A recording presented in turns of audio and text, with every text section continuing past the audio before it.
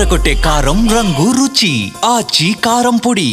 కల్కి 2898 ఏడీ తర్వాత ఈ ఏడాది ఫ్యాన్స్ ముందుకు రాలేదన్న మాటే కానీ ఎక్కడో ఓ చోట ఏదో ఒక రూపంలో కనిపిస్తూ వినిపిస్తూ తన ప్రెజెన్స్ చాటుతున్నాడు ప్రభాస్.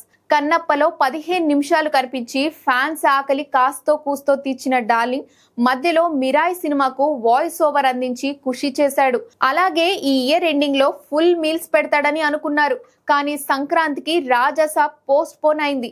ఇక ఈ ఏడాదిలో డార్లింగ్ ను బాక్స్ ఆఫీస్ దగ్గర చూడలేమా అనుకుంటున్న టైంలో బాహుబలి ది ఎపిక్ ని తెచ్చేస్తున్నాడు రాజమౌళి. 2 మాస్టర్ పీస్లను మిళితం చేసి ఇంకొంత యాడ్ చేసి కొన్నిటిని డిలీట్ చేసి అక్టోబర్ 31న ప్రేక్షకుల ముందుకు తీసుకురాబోతున్నాడు. అయితే ఇదే కాదు, బర్త్డే సందర్భంగా అక్టోబర్ 23న ప్రభాస్ నుంచి మరో 2 సినిమాలు రీ రిలీజ్ కాబోతున్నాయి. 2006లో రిలీజ్ అయిన పౌర్ణమి అప్పట్లో కమర్షియల్ ఫ్లాప్ గా నిలిచింది, కానీ బుల్లితెరపై మంచి వ్యూస్ కొల్లగొట్టిన ఈ ఫిలిం అక్టోబర్ 23న 4K వర్షన్ లో రీ రిలీజ్ కాబోతుంది. ఇక అదే రోజు die hard fans cult film Salaar కూడా ప్రేక్షకుల ముందుకు రాబోతుంది. అయితే ఇక్కడ విశేషం ఏమిటి అంటే ఈ ఏడాది మార్చ్ లోనే రీ రిలీజ్ అయింది సలార్. అయినా సరే ఫ్యాన్స్ కోసం కాటేరమ్మ కొడుకు మళ్లీ వచ్చేస్తున్నాడు. ప్రభాస్ ఫస్ట్ ఫిల్మ్ ఈశ్వర్ కూడా డార్లింగ్ బర్త్డేకి రీ రిలీజ్ చేస్తున్నారు.